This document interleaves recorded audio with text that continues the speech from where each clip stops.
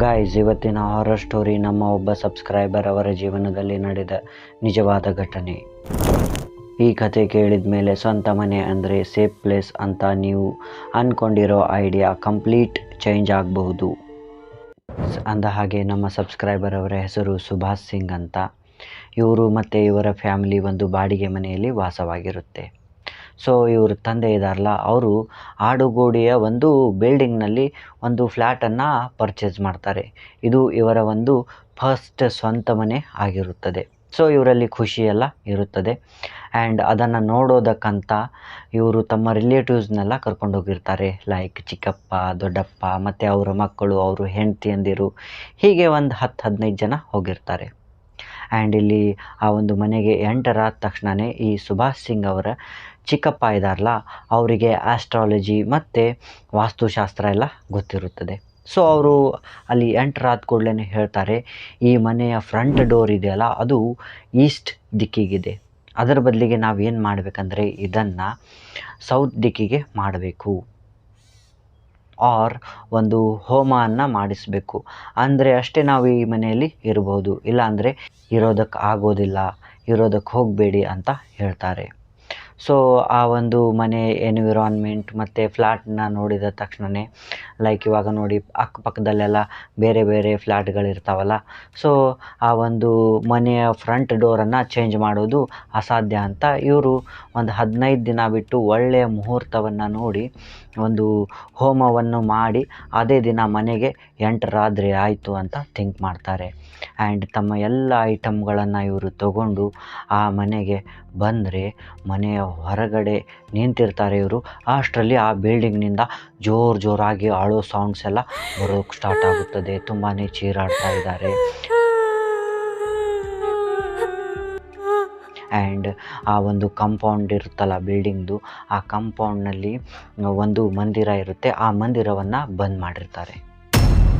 So ಇದು ನೋಡಿ ಇವರಿಗೆ ಒಂಥರ ಶಾಕ್ ಅನಿಸುತ್ತೆ. ಏನಿದು, ನಾವು ಬಂದ ದಿನವೇ ಅಪಶಕನ ಆಯ್ತಲ್ಲ, ಏನಿದು, ಯಾರು ಅಳ್ತಾ ಇದ್ದಾರೆ ಇಷ್ಟು ಜೋರಾಗಿ ಅಂತ ಇವರು ವಿಚಾರಿಸಿ ನೋಡಿದಾಗ ಇವರಿಗೆ ತಿಳಿಯುತ್ತೆ, ಆ ಒಂದು ಬಿಲ್ಡಿಂಗ್ನಲ್ಲಿ 2 ಡೆತ್ ಆಗಿದೆ ಅಂತ. ಒಂದು ತಾಯಿ ಮತ್ತು 5 ವರ್ಷದ ಮಗು, ಅದು ಸಹ ಆಕ್ಸಿಡೆಂಟ್ನಲ್ಲಿ ಡೆತ್ ಆಗಿರ್ತಾರೆ. ಸೊ ಆ ದಿನ ಏನಂದರೆ ವಾಸ್ತುಶಾಸ್ತ್ರದ ಪ್ರಕಾರ ಹೋಮ ಎಲ್ಲ ಮಾಡೋದಕ್ಕಾಗೋದಿಲ್ಲ, ಯಾಕಂದರೆ ಸೂತಕದ ವಾತಾವರಣ ಇರುತ್ತೆ. ಸೊ ಇವರಿಗೂ ಒಂಥರ ಬೇಜಾರೆಲ್ಲ ಆಗ್ತಾ ಇರುತ್ತೆ, ಸಾವೆಲ್ಲ ಕಾಮನ್ ಅಂತ. ಇವರು ಅಲ್ಲೇ ಪಕ್ಕದಲ್ಲಿನೇ ಮನೆಗೆ ಎಂಟರ್ ಆಗದೇ ಇವರು ಕಾಯ್ಕೊಂಡು ಕುಂದಿರ್ತಾರೆ ಆ ಒಂದು ಹೆಣಗಳನ್ನು ಸಾಗಿಸೋವರೆಗೂ. ಹೇಗೆ ಅಲ್ಲಿಂದ ಆ ಹೆಣಗಳನ್ನು ಸಾಗಿಸ್ತಾರೋ ಇವರು ಸೈಲೆಂಟ್ಲಿ ಮನೆಗೆ ಶಿಫ್ಟ್ ಆಗ್ತಾರೆ. ಆ್ಯಂಡ್ ಯಾವುದೇ ಥರ ಹೋಮ ಹವನಗಳನ್ನೇನು ಮಾಡೋದಿಲ್ಲ, ಯಾಕಂದರೆ 13 ದಿನದವರೆಗೂ ಸೂತಕ ಇರುತ್ತದೆ. ಸೊ ಈ ಒಂದು 13 ದಿನ ಆದಮೇಲೆ ಏನಾಗುತ್ತದೆ ಅಂದರೆ, ಇವಾಗ ಆ ಒಂದು ಹೋಮವನ್ನು ಇವರು ಮಾಡಬೇಕಂತ ಅಂದ್ಕೊಂಡಿರ್ತಾರೆ. ಆ್ಯಂಡ್ ಹಾಗೆ ಏನಂದರೆ ಆ ಒಂದು 13ನೇ ದಿನ ಆ ಮನೆಯಲ್ಲಿ ಏನು ಸತ್ತಿದಾರಲ್ಲ, ಅವ್ರ ಮನೆಯಲ್ಲಿ ಒಂದು ಸ್ಮಾಲ್ ಫಂಕ್ಷನ್ ಇರುತ್ತದೆ. ಅಂದರೆ ಲೈಕ್ ಸತ್ತ ತಕ್ಷಣ ಮಾಡ್ತಾರೆ ನೋಡಿ 13 ದಿನದ ಕಾರ್ಯ ಅಂತ. ಸೊ ಆ ಕಾರ್ಯದ ದಿನ ಈ ನಮ್ಮ ಸುಭಾಷ್ ಸಿಂಗ್ ಅವರು ಇದ್ದಾರಲ್ಲ, ಅವರು ಏನೋ ಸ್ವಲ್ಪ ಮನೆಯಲ್ಲಿ ಬೋರ್ ಆಗ್ತಾ ಇದೆ ಅಂತ ಕೆಳಗಡೆ ರೋಡ್ ಮೇಲೆ ಬಂದು ನಿಂತಿರ್ತಾರೆ. ಅಷ್ಟರಲ್ಲೇ ಇವರ ಒಂದು ಕ್ಲಾಸ್ಮೇಟ್ ಮಂಜ ಅಂತ ಬರ್ತಾನೆ. ಅಲ್ಲಿ ಬಂದು ಇಬ್ಬರು ಗ್ರೀಟಿಂಗ್ ಆ್ಯಂಡ್ ಮೀಟಿಂಗ್ ಎಲ್ಲ ಮಾಡ್ತಾರೆ. ಸೊ ಮಂಜ ಅಂತಾನೆ, ಏನು ಸುಭಾಷ್ ಇಲ್ಲಿಗೆ ಬಂದುಬಿಟ್ಟಿದ್ದೀರಾ ನೀವು ಈ ಏರಿಯಾದಕ್ಕೆ, ನನ್ನ ಮನೆ ಸಹ ಇದೇ ಬಿಲ್ಡಿಂಗ್ ಬ್ಯಾಕ್ ಸೈಡ್ ಇದೆ ಅಂತ ಹೇಳ್ತಾರೆ. ಹೇಳಿದಾಗ ಸುಭಾಷ್ ಸಿಂಗ್ ಅಂತಾರೆ, ಓ ವೆರಿ ನೈಸ್, ನಂದು ಸಹ ಇದೇ ಬಿಲ್ಡಿಂಗ್ನಲ್ಲಿ ಮನೆ ಇದೆ, ನಾವು ಇವಾಗಲೇ ಫ್ರೆಶ್ ಆಗಿ ಪರ್ಚೇಸ್ ಮಾಡಿದ್ದೀವಿ ಅಂತ ಹೇಳ್ತಾರೆ ಸುಭಾಷ್ ಸಿಂಗ್. ಸೊ ಅಂದಾಗ ಆ ಒಂದು ಸುಭಾಷ್ ಸಿಂಗ್ ಅವರ ಫ್ರೆಂಡ್ ಮಂಜ ಇದ್ದಾರಲ್ಲ, ಅವ್ರಂತಾರೆ, ಅಯ್ಯೋ ಮಾರಾಯ, ನೀನು ಯಾಕೆ ಈ ಬಿಲ್ಡಿಂಗ್ಗೆ ಬರೋಕ್ಕೆ ಹೋದೆ, ಇದು ಶಾಪಗ್ರಸ್ತ ಬಿಲ್ಡಿಂಗ್ ಆಗಿದೆ. ವರ್ಷ ಇಲ್ಲಿ ಒಂದಿಲ್ಲ ಒಂದು ಡೆತ್ ಆಗುತ್ತೆ, ಅದಕ್ಕೆ ರೀಸನ್ನೇ ಇರೋದಿಲ್ಲ. ಎಲ್ಲ ಮಿಸ್ಟೀರಿಯಸ್ ಡೆತ್ಗಳು, ಯಾರೋ ಜಾರ್ಕೊಂಡು ಬಿದ್ದು ಸಾಯ್ತಾರೆ, ಯಾರೋ ಬಿಲ್ಡಿಂಗ್ನಿಂದ ಬಿದ್ದು ಸಾಯ್ತಾರೆ, ಕೆಲವೊಂದಿಷ್ಟು ಆಕ್ಸಿಡೆಂಟ್ ಆಗಿ ಸಾಯ್ತವೆ. ಹೀಗೆ ಒಂದು 5ರಿಂದ 6 ಡೆತ್ ಆದರೂ ಈ ಬಿಲ್ಡಿಂಗ್ನಲ್ಲಿ ಕನ್ಫರ್ಮ್ 1 ವರ್ಷದಲ್ಲಿ ಆಗ್ತವೆ ಅಂದಾಗ ಸುಭಾಷ್ ಸಿಂಗ್ ಅಂತಾರೆ, ಹಾಂ ಹೌದು, ಮೊನ್ನೆ ತಾನೇ 13 ದಿನದ ಹಿಂದೆ ಒಬ್ಬ ತಾಯಿ ಮತ್ತು ಮಗ ಆಕ್ಸಿಡೆಂಟ್ನಲ್ಲಿ ತೀರ್ಕೊಂಡ್ರು ಅಂತ.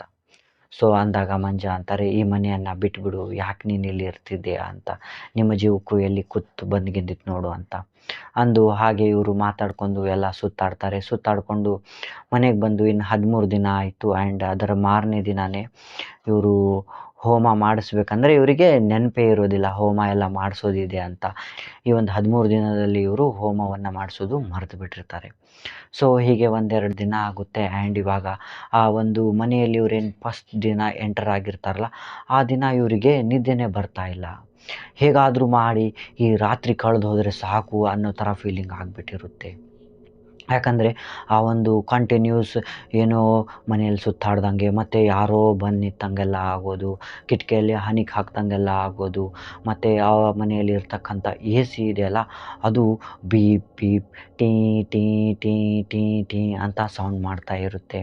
ಸೊ ಇವರು ಏನೋ ಟೆಕ್ನಿಕಲ್ ಎರರ್ ಇರಬೇಕು ಅಂತ ಇವರು ಶಾರ್ಟ್ ಸರ್ಕ್ಯೂಟ್ ಏನೋ ಆಗಿರ್ಬೇಕಂತ ಅದನ್ನು ಆಫ್ ಮಾಡ್ತಾರೆ. ಆಫ್ ಮಾಡಿ ಮತ್ತೆ 1 ಗಂಟೆ ಆದಮೇಲೆ ಎ ಸಿನ ಚಾಲೂ ಮಾಡ್ತಾರೆ. ಚಾಲೂ ಮಾಡಿದರೆ ಮತ್ತೆ same beep beep tea tea tea tea ಅಂತ ಸೌಂಡ್ ಮಾಡೋಕ್ಕೆ ಸ್ಟಾರ್ಟ್ ಆಗುತ್ತೆ. ಆ್ಯಂಡ್ ಇವರಿಗೆ ನಿದ್ದೆನೇ ಆಗೋದಿಲ್ಲ. ಇವರು ಬೆಡ್ ಮೇಲೆ ಮಲಗ್ತಾರೆ. ಮಲಗಿದರೆ ಇವರಿಗೆ ಏನೋ ಒಂಥರ ಭಾಸ, ಈ ದಿನ ಕಳೆದ್ರೆ ಸಾಕು, ಈ ನೈಟ್ ಕಳೆದ್ರೆ ಸಾಕು ಅಂತ ಫೀಲ್ ಇರುತ್ತೆ.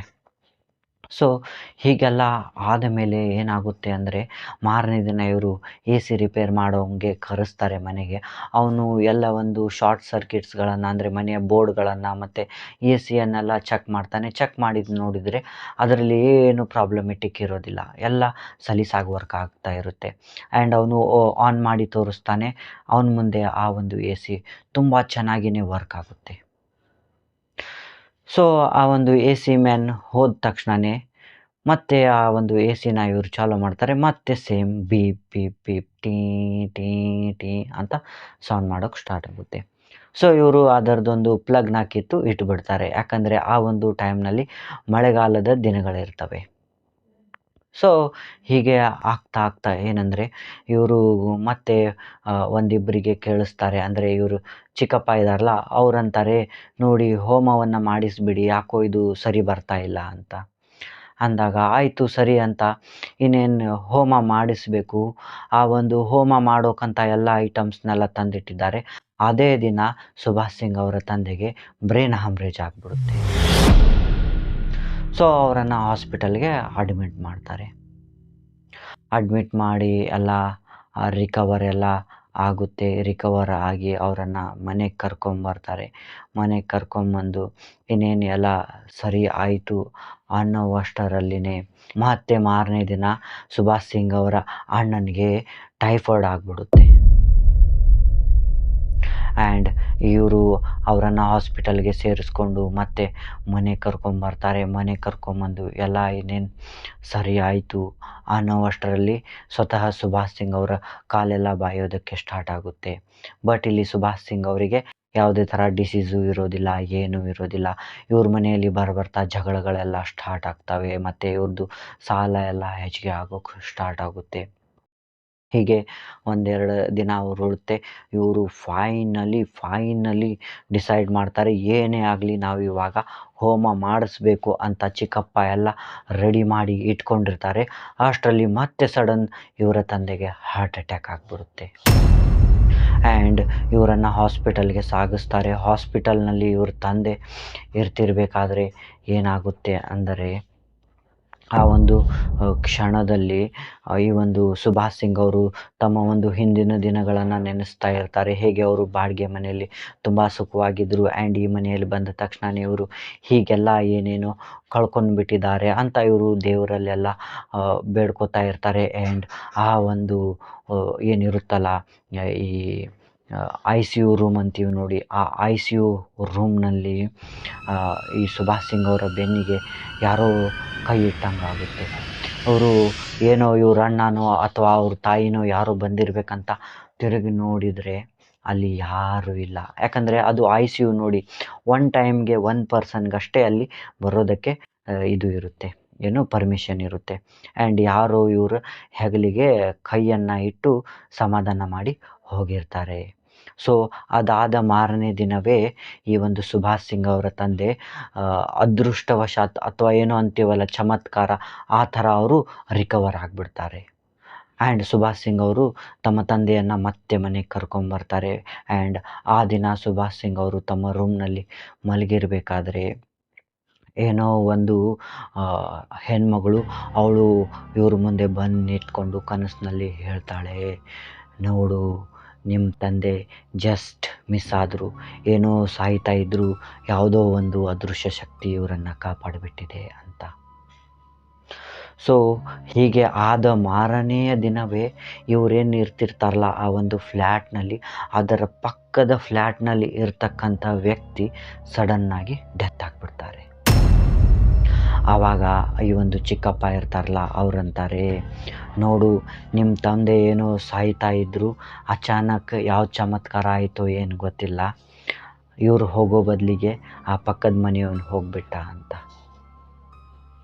ಸೊ ಇನ್ನು ಲೇಟ್ ಮಾಡಬೇಡಿ, ಈ ಮನೆಯನ್ನು ಬಿಟ್ಬಿಡಿ ಅಂತ ಹೇಳ್ತಾರೆ ಈ ಒಂದು ಸುಭಾಷ್ ಸಿಂಗ್ ಅವರ ಚಿಕ್ಕಪ್ಪ. ಹೇಳಿದ ತಕ್ಷಣ ಆಯಿತು ಅಂತ ಇವರು ಹೀಗೆ ಇರ್ತಿರ್ತಾರೆ. ಬಟ್ ಇಲ್ಲಿ ಪ್ರಾಬ್ಲಮ್ ಏನಾಗಿದೆ ಅಂದರೆ ಇವರಿಗೆ ಆ ಮನೆ ಬಿಡೋಕೆ ಆಗ್ತಾ ಇಲ್ಲ. ಇವರು ಮನೆಯಲ್ಲಿ ಎಷ್ಟು ಟೈಮ್ ಇರ್ತಾರಲ್ಲ ಆ ಟೈಮ್ ಅವ್ರಿಗೆ ಅನಿಸುತ್ತೆ ಏನೂ ಆಗೋದಿಲ್ಲ, ಎಲ್ಲ ಸರಿ ಆಗ್ತಾ ಇದೆ ಅಂತ ಅನಿಸುತ್ತೆ. ಆ್ಯಂಡ್ ಯಾವಾಗ ಇವರು ಮನೆಯ ಹೊರಗೆ ಕಾಲಿಡ್ತಾರಲ್ಲ ಆವಾಗ ಅನಿಸುತ್ತೆ ಏನೋ ಪ್ರಾಬ್ಲಮ್ ಆಗ್ತಾ ಇದೆಯಲ್ಲ, ನಾವು ಈ ಮನೆಯನ್ನು ಬಿಡಬೇಕು ಅಂತ ಅನಿಸುತ್ತೆ. ಆ್ಯಂಡ್ ಇವರು ಮತ್ತೆ ಮನೆಗೆ ಬಂದು ಕೂತ್ಕೊಂಡ್ರೆ ಮತ್ತೆ ಎಲ್ಲ ಮರೆತು ಬಿಡ್ತಿರ್ತಾರೆ ಇವರು. ಬಟ್ ಇನ್ಸಿಡೆಂಟ್ ಮಾತ್ರ ಹೆವಿ ಆಗ್ತಾಯಿದೆ. ಏನೋ ಒಂಥರ ಮಲೇರಿಯಾ ಆಗೋದು, ಡೆಂಗ್ಯೂ ಆಗೋದು, ಎಲ್ಲ ಏನೇನೋ ಡಿಸೀಸಸ್ ಎಲ್ಲ ಬರ್ತಾ ಇರುತ್ತೆ. ಒಂದಿನ ಹೀಗೆ ಸುಭಾಷ್ ಸಿಂಗ್ ಅವರು ತಮ್ಮ ಒಂದು ಫ್ಲ್ಯಾಟ್ನ ರೂಮ್ನಲ್ಲಿ ಮಲಗಿರ್ತಾರೆ, ಬೆಡ್ರೂಮ್ನಲ್ಲಿ. ಆ ಒಂದು ಸಂದರ್ಭದಲ್ಲಿ ಅವರ ಚೆಸ್ಟ್ ಮೇಲೆ ಒಬ್ಬ ಮಹಿಳೆ ಬೆತ್ತಲಾಗಿ ಕೂತಿದ್ದಾಳೆ. ಆ್ಯಂಡ್ ಆಕೆ ಉದ್ದ ಹಲ್ಲುಗಳಿದ್ದಾವೆ. ಅವಳು ಇವರ ಕುತ್ತಿಗೆಯನ್ನು ಹಿಸುಕ್ತಾ ಇದ್ದಾಳೆ ಆ್ಯಂಡ್ ಬಾಯಿಯನ್ನು ಈ ಥರ ಮುಚ್ಚಿರ್ತಾಳೆ. ಸೊ ಸುಭಾಷ್ ಸಿಂಗ್ ಅವರು ತುಂಬಾ ಟ್ರೈ ಮಾಡ್ತಾ ಇದ್ದಾರೆ ಅಮ್ಮ ಅಪ್ಪ ಅಂತ ಎಲ್ಲ ಕೂಗೋಕೆ. ಬಟ್ ಇವ್ರ ಬಾಯಿಂದ ಏನು ಮಾತು ಬರ್ತಾ ಇಲ್ಲ. ಇವ್ರಿಗೆ ಗೊತ್ತಾಗಿದೆ ಯಾರೋ ಇವ್ರ ಎದೆ ಮೇಲೆ ಕುತ್ಕೊಂಡ್ಬಿಟ್ಟಿದ್ದಾರೆ, ಯಾವುದೂ ಆ ಹೆಣ್ಮಗಳು ಇವರನ್ನು ಬಿಡೋದಿಲ್ಲ ಅಂತ. ಆ್ಯಂಡ್ ಇಲ್ಲಿ ಇವ್ರ ಜೀವ ಹೋಯಿತು ಅನ್ನೋವಷ್ಟರಲ್ಲೇ ಇವರಿಗೆ ಎಚ್ಚರ ಆಗಿಬಿಡುತ್ತೆ. ಆ್ಯಂಡ್ ಏನಾಗುತ್ತೆ ಅಂದರೆ ಇವರು ಎದ್ದ ತಕ್ಷಣ ಇವರಿಗೆ ಕನಸಂತ ಗೊತ್ತಾಗುತ್ತೆ. ಬಟ್ ಇವರಿಗೆ ನಿದ್ದೆ ಏನು ಬರೋದಿಲ್ಲ. ಇವರು ಹೊರಗಡೆ ಹಾಲ್ನಲ್ಲಿ ಬಂದು ಕೂತ್ಕೊಂಡ್ಬಿಡ್ತಾರೆ ಆ ದಿನ ನೈಟೆಲ್ಲ. ಸೊ ಮಾರ್ನಿಂಗ್ ಆದ ಮೇಲೆ ಇವರ ಸುಭಾಷ್ ಸಿಂಗ್ ಅವರ ತಾಯಿ ಇರ್ತಾರಲ್ಲ ಅವರು ಬಟ್ಟೆಗಳನ್ನೆಲ್ಲ ಒಗೆಯೋಕೆ ಅಂದರೆ ಅರಿವೆಯನ್ನು ನಾವು ವಾಶ್ ಮಾಡೋಕ್ಕೆ ಕೊಡ್ತೀವಿ ನೋಡಿ. ಸೊ ಆ ಒಂದು ಸಂದರ್ಭದಲ್ಲಿ ತಮ್ಮ ಮೈ ಮೇಲೆ ಇರ್ತಕ್ಕಂಥ ಟಿ ಶರ್ಟ್ನ ಸುಭಾಷ್ ಸಿಂಗ್ ಅವರು ಕೊಡ್ತಾರೆ. ಆವಾಗ ಅವ್ರ ತಾಯಿ ಅಂತಾರೆ, ಏನಿದು ಸುಭಾಷ್ ಸಿಂಗ್, ನಿನ್ನ ಮೈ ಮೇಲೆಲ್ಲ ಪರ್ಚಿರ್ತಕ್ಕಂಥ ಗಾಯಗಳಿದಾವಲ್ಲ, ಏನಾಯ್ತು ನಿನಗೆ ಅಂತ. ಸೊ ಇಲ್ಲಿ ಸುಭಾಷ್ ಸಿಂಗ್ ಅವರು ಇರ್ತಕ್ಕಂಥ ರಿಯಾಲಿಟಿಯನ್ನು ಹೇಳೋದಿಲ್ಲ. ಅವರಂತಾರೆ, ಏನಿಲ್ಲ, ನಿನ್ನೆ ನೈಟ್ ನಾವು ಕ್ರಿಕೆಟ್ ಆಡೋದಕ್ಕೆ ಹೋಗಿದ್ದೀವಿ ಗ್ರೌಂಡಿಗೆ, ಆವಾಗ ನಾನು ಬಿದ್ದು ಸ್ವಲ್ಪ ಗಾಯ ಎಲ್ಲ ಆಗಿದೆ ಅಂತ ಸುಳ್ಳು ಹೇಳ್ಬಿಡ್ತಾರೆ.